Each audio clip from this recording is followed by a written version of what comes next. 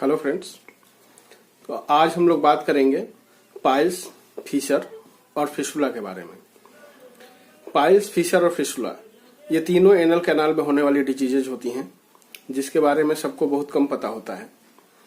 जितने भी patient OPD में आते हैं उसमें से ज्यादातर लोगों को यही पता होता है कि हमें पाइल्स हुआ है या बवासीर हुआ है।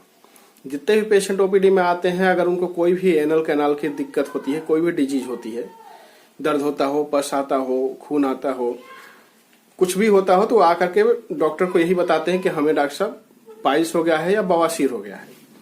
तो आज का वीडियो हम इसी पे स्टार्ट करते हैं कि पाइल्स, फिशर और फिस्टुला इन तीनों में डिफरेंस क्या है और सरल भाषा में हम कैसे समझेंगे कि पाइल्स क्या है, फिशर क्या है, फिस्टुला क्या है। अगर किसी पेशेंट को कोई दिक्कत है तो उसे पाइल्स हुआ है, फिशर हुआ है या फिस्टुला हुआ है, ये कैसे समझेंगे।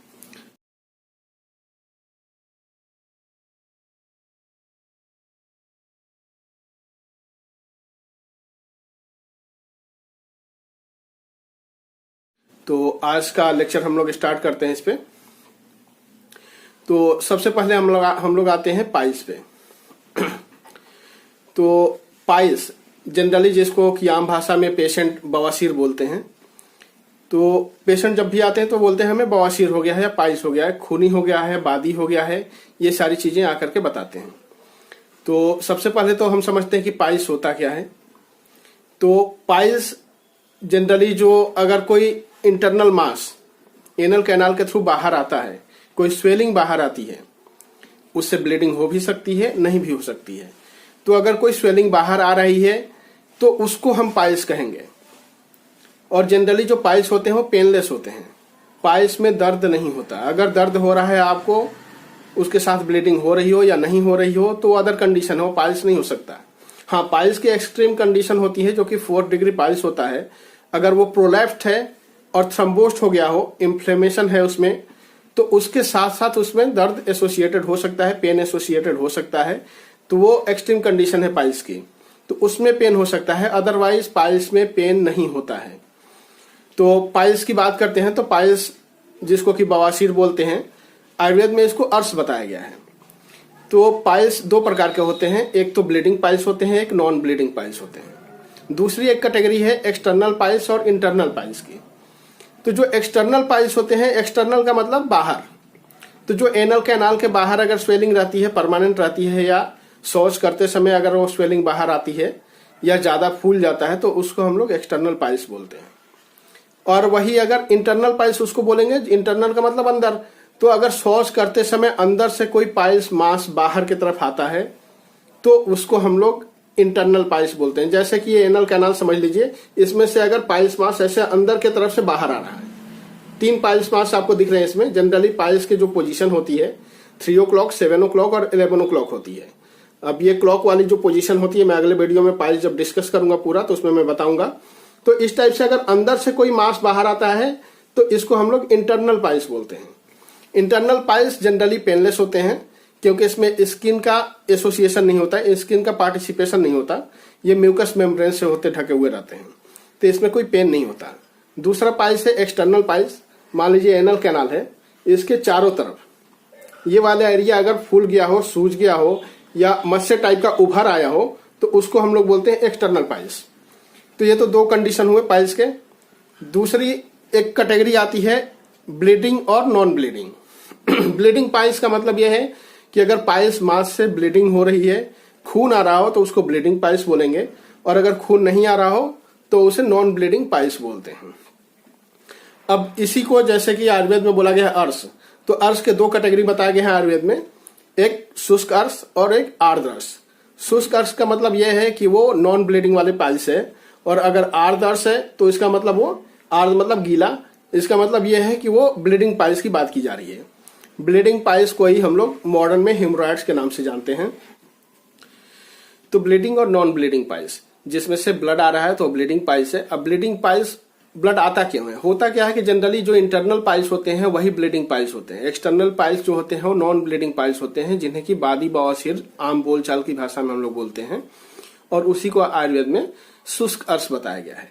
जो आर्द्र अर्श है, जिसको कि हम लोग हेमोरॉइड बोलते हैं या खूनी बवासीर बोलते हैं, वो जनरली इंटरनल पाइल्स होते हैं। अब मैंने जैसे कि बताया कि ये इंटरनल पाइल्स है, ये एनल कैनाल है।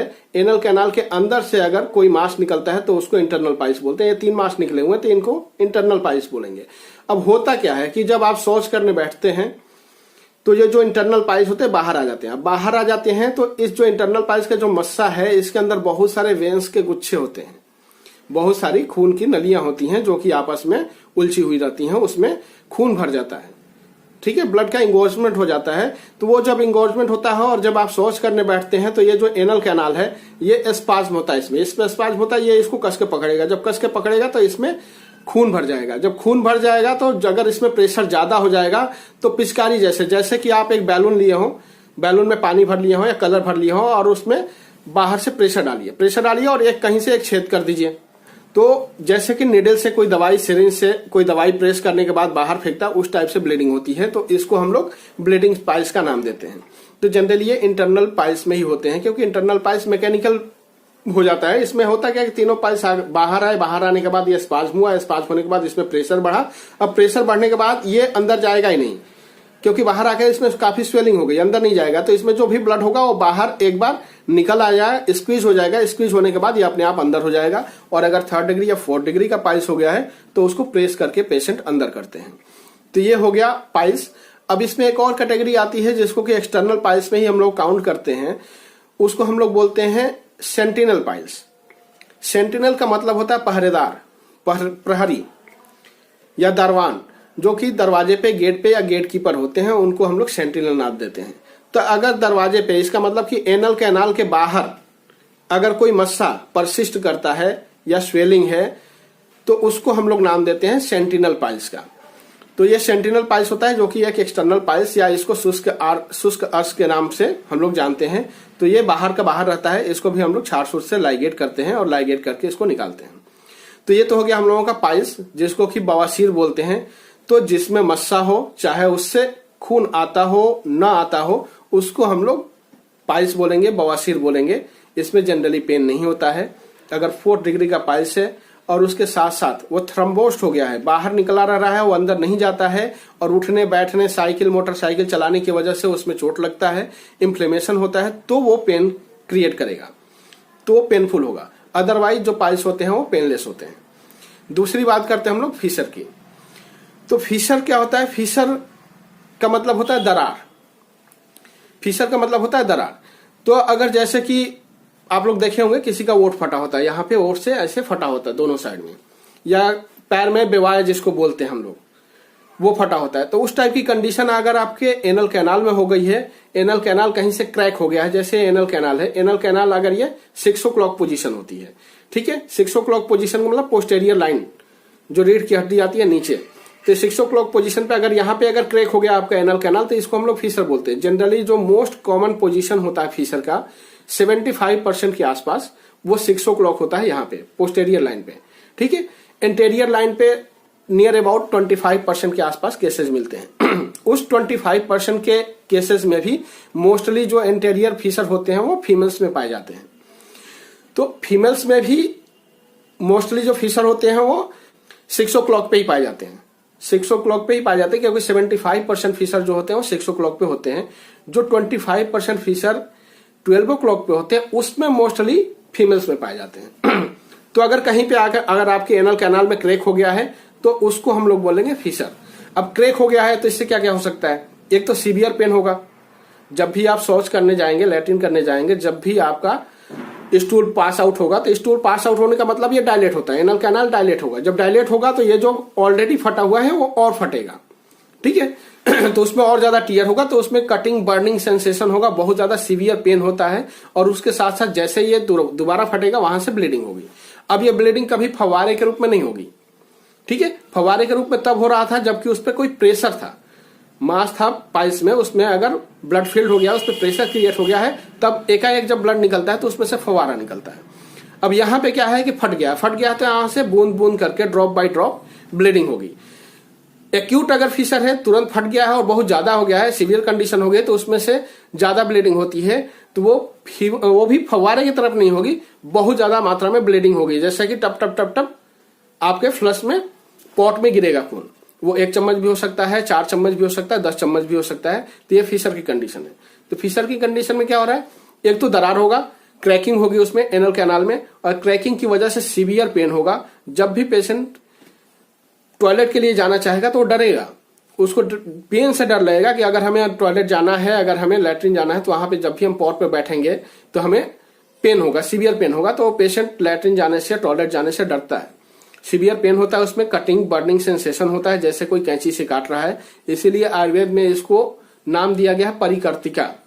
फिशर को आयुर्वेद में परिकर्तिका, जिसमें कर्तनवत पीड़ा होती है, जैसे कोई काट रहा हो, कैंची से वहां पे काट रहा हो, उस टाइप का जो पेन होगा वो फील होता है पेशेंट को फिशर में। तो फिशर में क्या होगा, एक तो क्रैक होगा एनल कैनाल में, दूसरा ब्लीडिंग होगी। और जब भी पेशेंट शौच करने जाएगा, शौच करते समय उसको पेन होगा, शौच करने के बाद भी उसको घंटे 2 घंटे तक पेन होता रहता है, क्योंकि वो एक्यूट कंडीशन हो जाती है, उस समय उसका क्रैक हो जाता है एनल कैनाल। तो ये फिशर हो गया। तो पाइल्स समझ लिया आप लोग, फिशर समझ लीजिए लिए। और अब बात आती है फिस्टुला की। तो फिस्टुला एक कंडीशन है जिसमें कि अगर कोई एनल कैनाल के 4 सेंटीमीटर एरिया के आसपास अगर कोई भी एब्सेस होता है, फोड़िया होती है, फुंसी होती है, जिससे कि पस सिक्रीट होता है, तो वो जनरली फिस्टुला होता है। 99% केस में वो फिस्टुला होता है। अदरवाइज सिंपल एब्सेस हो सकता है, उसके चांसेस बहुत कम होते हैं। एनल कैनाल के 4 सेंटीमीटर एरिया के आसपास कोई भी अगर एब्सेस होता है, फोड़िया होती है, फुंसी होती है, तो उसको फिस्टुला ही जानना चाहिए, वो फिस्टुला ही होता है। उसकी ओरिजिन चाहे एक्सटर्नल हो सकती है या इंटरनल हो सकती है। अब उसमें होता क्या है कि एनल कैनाल के जस्ट बगल में एक एब्सेस हो गया, उसमें से पस आएगा, कुछ दिन बाद पस आएगा, कुछ दिन बाद उसका मुंह बंद भी हो सकता है। बंद होगा तो फिर पस उसमें कलेक्ट होगा, धीरे धीरे पस जमा होगा तो उसमें धीरे धीरे स्वेलिंग आएगी, 2, 4, 5 दिन तक स्वेलिंग रहेगी। जैसे ही वो स्वेलिंग बढ़ेगी वैसे ही धीरे धीरे उसमें पेन होने लगता है। पेन फिर परसिस्ट करेगा, धीरे धीरे बढ़ता जाएगा, और जिस दिन वो फिर से बर्स्ट कर जाएगा, फूट जाएगा, उसमें से पस बाहर निकल जाएगा और पेशेंट को आराम मिल जाता है। पेशेंट को लगता है कि अब हमें रिलीफ हो गया, कोई दर्द नहीं हो रहा है। फिर कुछ दिन उसमें से पस रिश्ता रहेगा, फिर किसी दिन खुद से वो बंद हो सकता है, फिर से पस कलेक्ट होगा, फिर से किसी दिन वो फूटेगा। तो ये फिस्टुला होता है। इसमें अगर हम लोग प्रोबिंग करते हैं तो एक फिंगर अगर एग्जामिनेशन फिंगर अगर एनल कैनाल में डालते हैं और प्रोब अगर बाहर से डालते हैं तो एनल कैनाल में कहीं ना कहीं वो प्रोब जाकर के मिलता है। इसका मतलब यह है कि वो एक फिस्टुला, कंप्लीट फिस्टुला है। बाहर से उसका जो ओपनिंग है बाहर वाली, वो एक्सटर्नल ओपनिंग है। उसकी एक इंटरनल ओपनिंग अंदर एनल कैनाल में होती है। अब वो एनल कैनाल में कहीं भी हो सकती है। एनल कैनाल की बात की जाए तो अगर एनाटॉमी की मैं अगर बात करूंगा तो एनल कैनाल के ठीक मिड में एक डेंटेट लाइन होती है। तो डेंटेट लाइन के नीचे अगर इंटरनल ओपनिंग होती है तो लो एनल फिस्टुला है। डेंटेट लाइन के ऊपर अगर इंटरनल ओपनिंग होती है तो हाई एनल फिस्टुला है। और अगर रेक्टम में इंटरनल ओपनिंग जाकर के हो रही है तो वो एनोडक्टल फिस्टुला है। तो ये तो फिस्टुला हुआ। इसके क्लासिफिकेशन और भी हैं, जो कि फिस्टुला की अगर कभी लेक्चर ली जाएगी तो उसमें मैं बताऊंगा। तो ये फिस्टुला हुआ। अब तीनों में डिफरेंस मोटा मोटा मैंने आप लोगों को बता दिया, इससे समझ में आ गया होगा। अगर एनल कैनाल के थ्रू कोई मांस या मस्सा बाहर आता है तो वो पाइल्स है, उसमें से ब्लीडिंग हो भी सकती है, नहीं भी हो सकती है। या परमानेंट कोई अगर मस्सा बाहर लटका हुआ है या बाहर परसिस्ट कर रहा है तो वो पाइल्स है, उसमें पेन लगभग नहीं होता है। एक्सट्रीम कंडीशन अगर थ्रम्बोस्ड पाइल्स है, 4 डिग्री का पाइल्स है, अगर उसमें इन्फ्लेमेशन है तभी पेन होगा, अदरवाइज पेन नहीं होगा। दूसरी बात है फिशर की। तो फिशर में cutting pain, burning sensation, severe pain और ब्लीडिंग।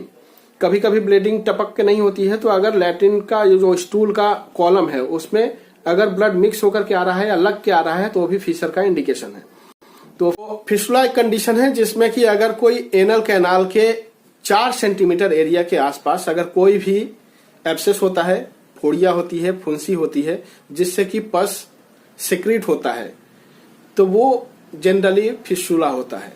अभी हम लोग डिफरेंस देख रहे थे कि पाइल्स क्या होता है, फिशर क्या होता है, फिस्टुला क्या होता है। अगर आपको मेरा चैनल पसंद आता हो, इससे आपको कोई नॉलेज गेन होता हो, तो प्लीज मेरा चैनल लाइक और सब्सक्राइब कीजिए और बेल आइकन को प्रेस कीजिए, जिससे कि आगे के नोटिफिकेशन आपको टाइम पे मिल सकें। Thank you.